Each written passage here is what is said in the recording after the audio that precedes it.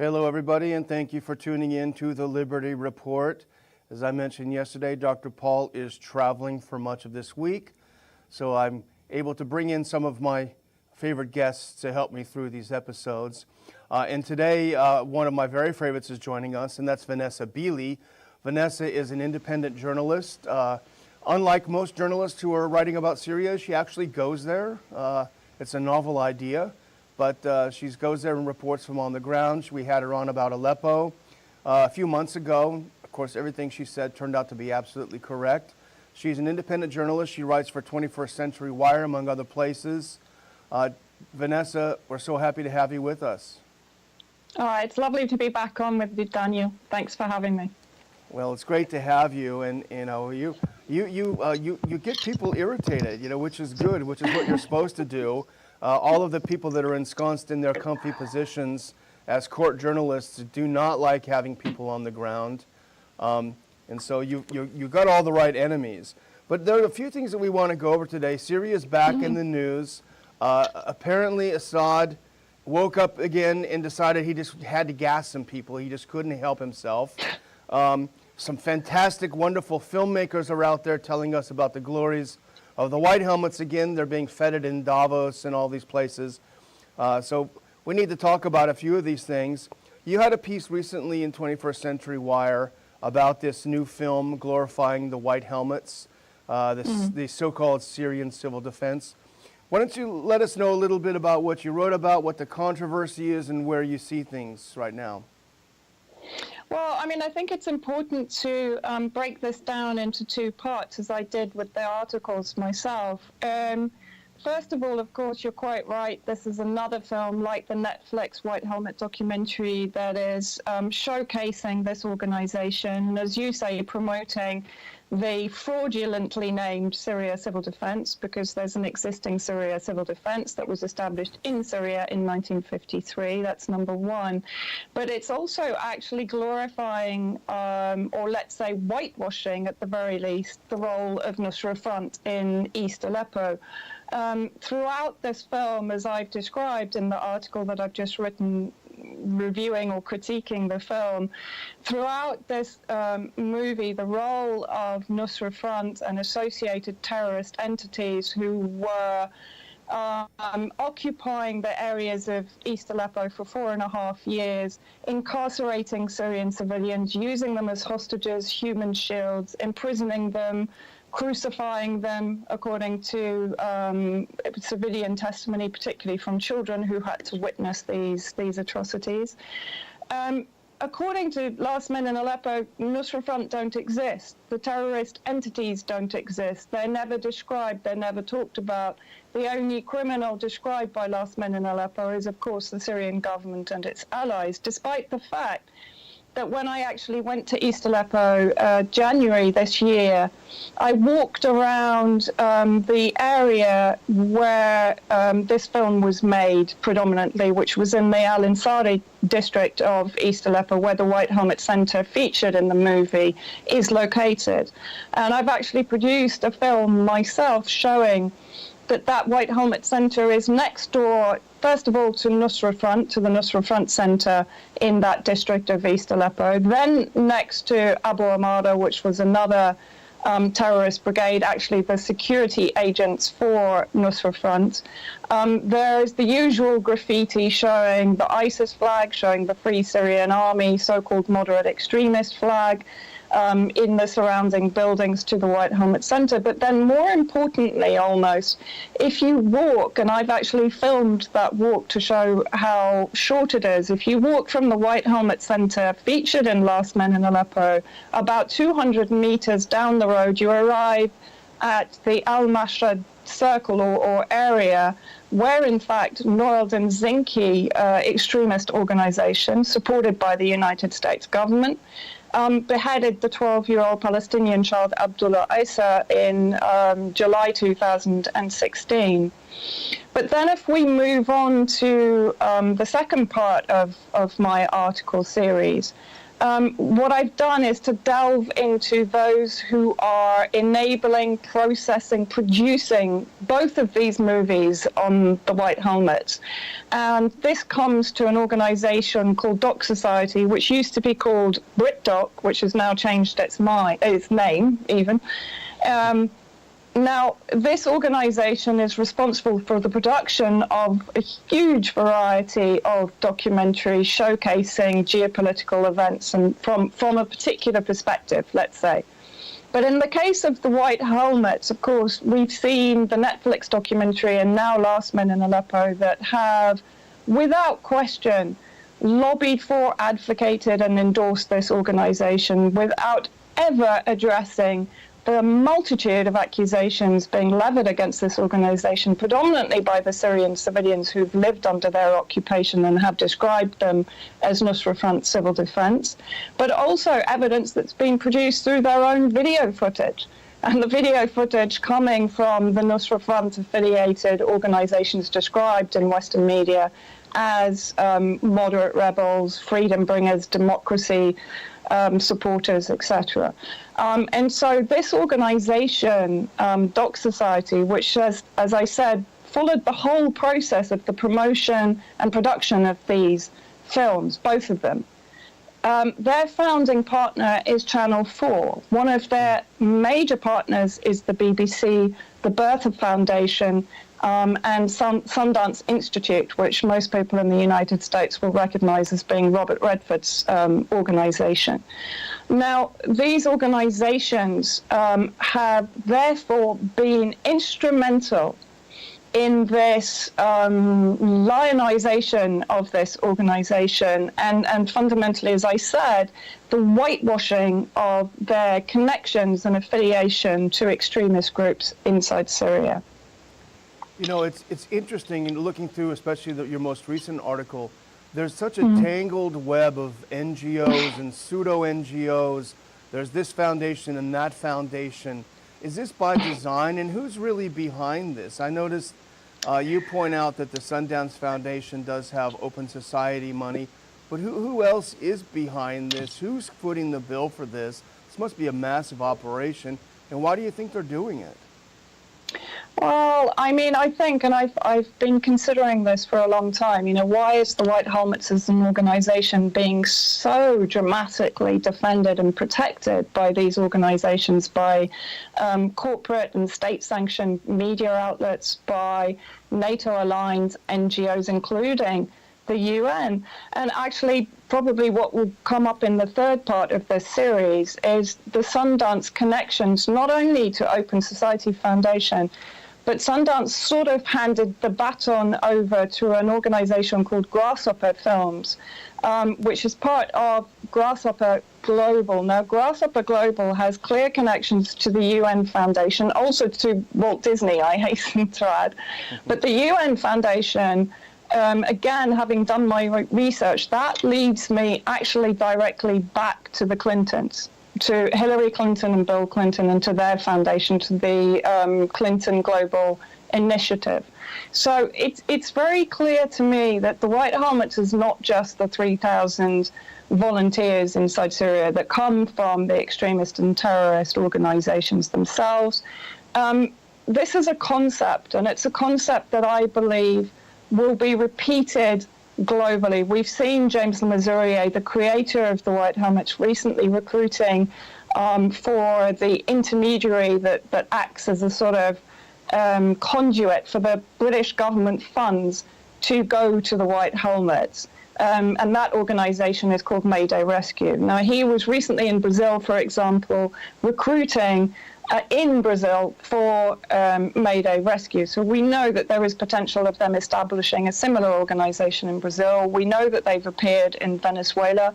We know that they've appeared in Indonesia and in the Philippines. So we're seeing the creation of a construct which is recognized to be, a phony first response organization, but which is portrayed as a real first response organization, and as James Mazurier said, will gain the trust of the societies into which it is being introduced.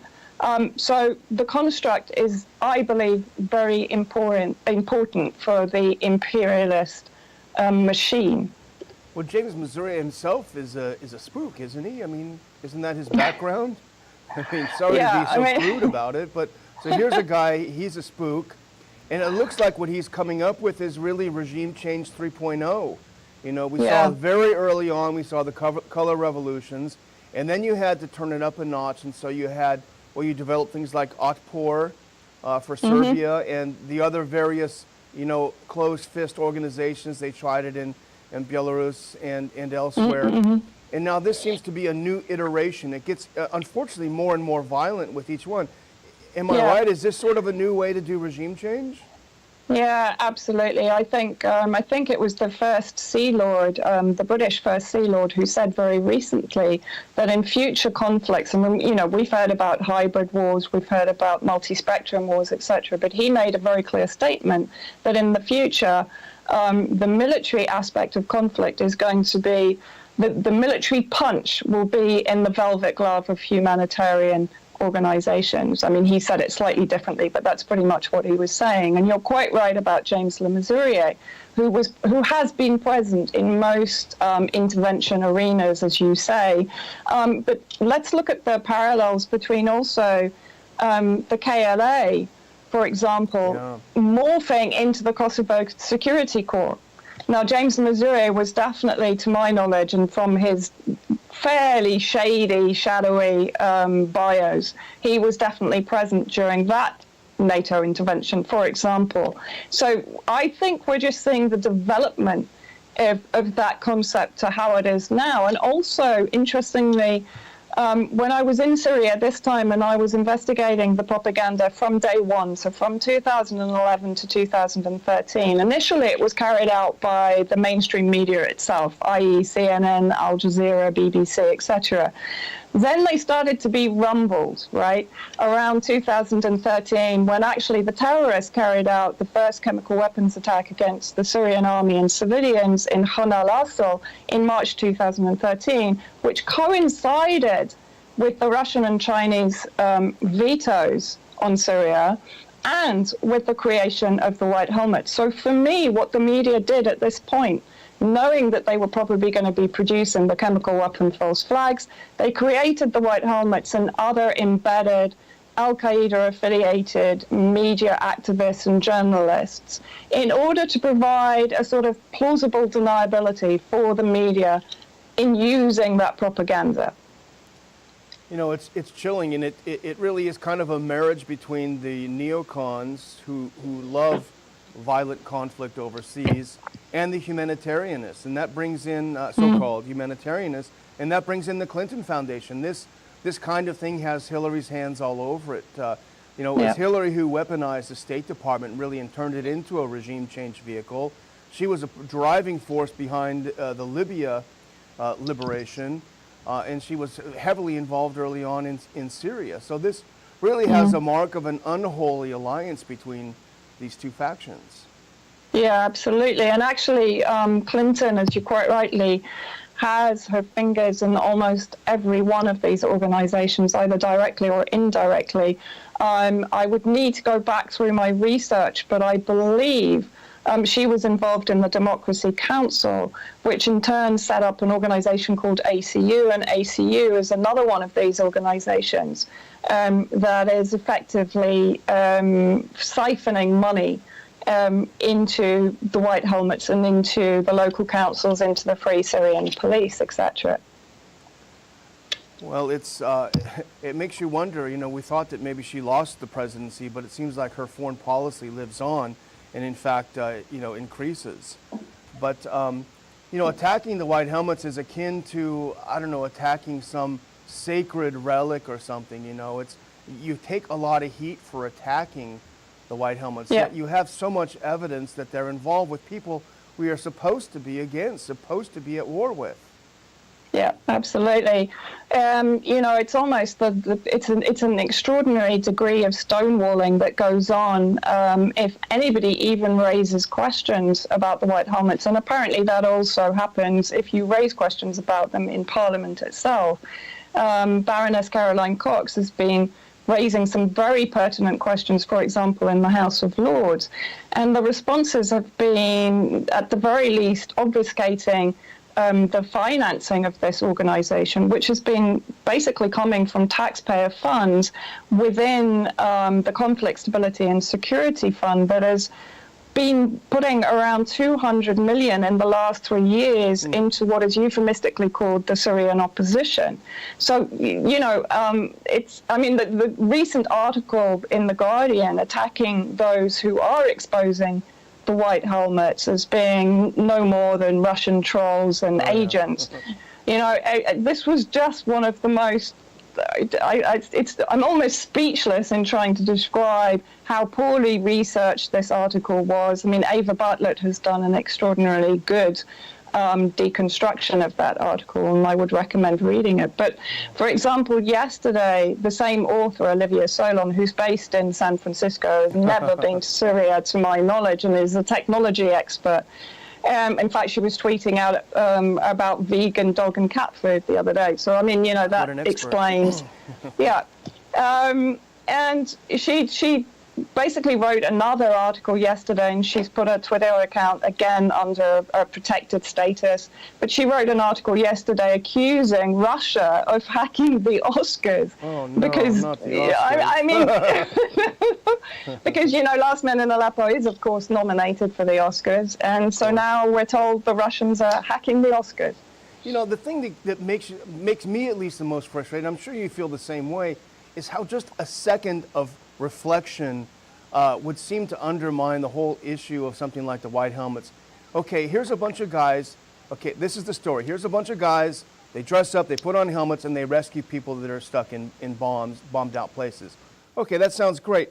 So a bunch of volunteers running around rescuing people. Why do they need a several $100 million budget? I don't get it. Are they driving around in Rolls Royces, or why do they need this much money? Anyone can volunteer to rescue people. Yeah, let me give you an indication now, because actually one of the things I investigated this last trip to Syria was the accounts of the real Syria civil defense that are actually operating in over 80% of the inhabited areas of Syria. So they're serving 80% of Syrian civilians, when you bear in mind that probably 7 million internally displaced people are gravitating towards those areas that are government secured. Now, the real Syria civil defense has almost exactly the same number of volunteers as the White Helmets claims to have. It has an operating budget. We went through it piece by piece. It has an annual operating budget of $1.5 million. The White Helmets has an operating budget, according to their job descriptions, of $35 million. Now, this is just, it's grotesque, because the real Syria civil defense are actually doing the job that the White Helmets claim to be doing. They're having their name stolen. They're being targeted by the terrorists that the White Helmets are working with. I visited the real Syria civil defense depot in Le Ramoun in Aleppo and heard how the terrorists that the White Helmets were embedded with were targeting that center over 10 times a day with mortars, with snipers. Many of their crew members were assassinated. And if we're talking about double tap, what they told me was that they would get called out to a terrorist attack on the civilians in West Aleppo, and then when they got there, the terrorists would then target them as soon as they arrived. So, what we should actually be seeing in Western media is a complete inverse of what we're seeing. Do you know what I mean? I mean, the double tap technology, which they are constantly accusing the Syrian government of carrying out against what are effectively terrorist organizations in Idlib, is probably the biggest pocket of terrorism left inside Syria right now. Yeah. Those double tap, those chemical weapon attacks are being carried out against the Syrian Arab Army and against the genuine, authentic Syria civil defense. Well, the best gauge is how people vote, and they vote with their feet. In your experience, and you've been there, you spent a lot of time in Syria, do people that have been displaced, have you seen any of them coming back to areas where the White Helmets are active? Oh, no, absolutely not. Absolutely not. In fact, most people that have not lived, let's say, in terrorist-occupied areas will tell you they don't even know who the white helmets are, because they have no experience of their activities. Those that have lived, like in East Aleppo, under their occupation and under their brutal regime alongside Nusra Front will tell you that they are Nusra Front civil defense. They didn't help civilians. In fact, they were active in increasing the suffering of Syrian civilians in those occupied areas. And actually, when I was in Hama, which is one of the provinces neighboring Idlib, I spoke to refugees from Idlib who'd fled in March 2015 when the terrorists invaded and massacred many civilians and Syrian Arab army. And one girl that I spoke to, whose father got the family to safety at that point and went back to try and get some belongings. He was captured by Nusra Front and he was beheaded.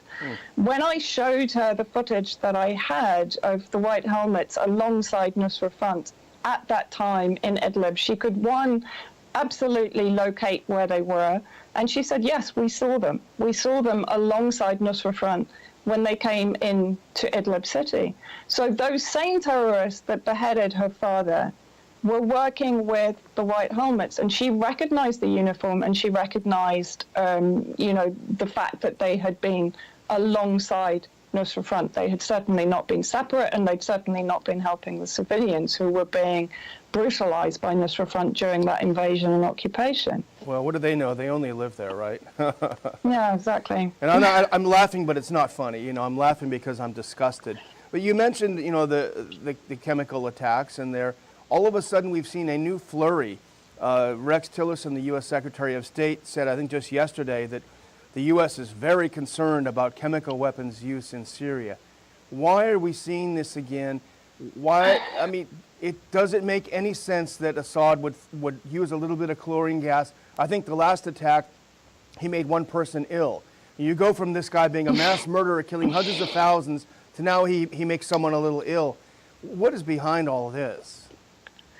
I mean, it's insane, isn't it? And what happens? When do these chemical weapon attack spikes happen in propaganda? Of course, almost always as the Syrian Arab army is making military advances and as Russia is brokering peace, as, for example, recently in Sochi. And then we suddenly see the white helmets who, we know that Syria is another, in inverted commas, humanitarian war. A responsibility to protect war, and what better to further that humanitarian war than a faux humanitarian organization that is there to produce and amplify these chemical weapon stories. Now, I can tell you from my time in Damascus, at one point I was only about 100 meters from the front lines in East Ghouta. Now, that is what is known as a military zone. In other words, there's Syrian Arab army around those areas, around Eastern Ghouta, for example, working with the Syrian Arab Red Crescent, working with the Russian humanitarian organization and the Syrian civil society organizations who are working to gradually take out civilians from those terrorist-occupied areas for medical treatment, for safety, and just to get them out of those areas so that they can finally either negotiate with the armed factions and evacuate them under the amnesty agreement on the green buses to Idlib, or, of course, to finally push forward militarily and cleanse them out of these residential eastern suburbs. But to even imagine that the Syrian government would use, one, such an ineffectual weapon, as you point out, but to use a weapon, any sort of, even if it had them, which it doesn't, we know that, in an area where it's going to affect its own forces, the forces of its allies, the forces of its own humanitarian organizations, or the members of its own humanitarian organizations and its own civilians, is sort of insane. And again, those reports are, of course, being propagated by the white helmets, not by anybody else. And I think we had a little glimpse into the real reality a couple of days ago when Defense Secretary Mattis said, "Yeah, they better stop using those chemical weapons. We're about ready to go in there, but we have no evidence that they've used it." So, they're not even going through the motions of doing the investigation now. anything that happens, it's blamed on them. Yeah. But we're going to have to close it, but I can't resist just bringing up one more short thing, if I can indulge you. And this is sort of one of my pet peeves. You know, a subcommittee of the House Foreign Affairs Committee had a hearing yesterday, you know, and I lived through more than a decade of this. They would have a hearing on a topic. They would pick all of the witnesses would have the exact same perspective, and that would be the foregone conclusion of the leadership of the House. I don't think this is anything different. So here's the House Foreign Affairs Committee. It's a subcommittee on the Middle East talking about Syria. Here are their three witnesses, Vanessa. Robert Ford, former ambassador to Syria, really the godfather of this horrible disaster. Charles Lister, and Faisal Itani, who's with the Atlantic Council. These are their three experts. This is a full range of opinion that the House members will see. No wonder they're so well informed, right? I mean, this is frightening, isn't it? You know, I mean, Robert Ford, I've had a number of debates with him, actually, on Twitter messaging. And he's objected very strongly to my alluding to his creation of death squads in a number of war theaters on behalf of the United States administration. And yet, you know, in Syria, we know that he was instrumental in creating the Free Syrian Army, the so-called moderate extremists who supported and approved of ISIS. So in my opinion, those are death squads that he created yet again inside Syria. Charles Lister did the great job of deciding that there were up to, I think, 70,000 moderate extremists fighting in Syria. So, you know, these are pure fantasies, but fantasy that leads to the prolonged suffering and criminal activities by these proxy groups of terrorists who, you know, whether you call them ISIS or Al-Qaeda, they work under the same banner, they have the same ideology, and that ideology, if left to run riot in Syria, would ensure the massacre of the minorities that do not comply to that religious ideology throughout Syria. And this is what people like Ford and Lister are criminally supporting. You know, the real disaster in a way is that this is the only thing that members of the House of Representatives will hear about Syria. Yeah. Because they rig these hearings, they rig them. These guys, they don't have a lot, they're not going to be searching out Vanessa Beeley and looking at your counter research and your factual based research. They don't have the time, they don't have the interest, they don't have the inclination. Oh yeah, I went to a hearing, I saw this guy Lister, he sounded like he made a lot of sense. He had a nice British accent, he must know a lot, you know. But I'm going to leave you with a quote. This is Lister yesterday. He's come up with a grand new scheme, a grand new plan. Here's how we're going to fix Syria. He said, the U.S. should use vetted Syrian opposition groups to defend Israel from Iranian moves near the Syrian border and to block any further regime consolidation. This is what he told the committee yesterday. Is that not incredible? That's incredible, isn't it, when the United States is effectively occupying illegally the northeast of Syria, Israel is occupying the south of Syria, and Turkey is trying to annex the northwest. I mean, you know, the very fact that Lister doesn't allude to any of this, let alone the financing of terrorism, the arming of terrorism, and Israel, by the way, has bombed again the outskirts of Damascus today. I mean, this is just complete rogue statehood gone crazy, with people like Lister giving it some veneer of respectability. Yeah. They're criminals, all of them. They're criminals for what they're facilitating inside Syria. Absolutely. Well, Vanessa, we do have to cut it off there. It's always great getting your insights. I'm so glad you keep working. Be careful, because you have a lot of enemies. You have the right kind of enemies. And thanks so much for giving us your time today. Oh, you're welcome, Daniel. Thank you so much for having me back on. And I want to thank all of our viewers at the Ron Paul Liberty Report. Thanks for watching. We provide you the real news. Be sure you subscribe to our YouTube channel, and please come back and see us again soon.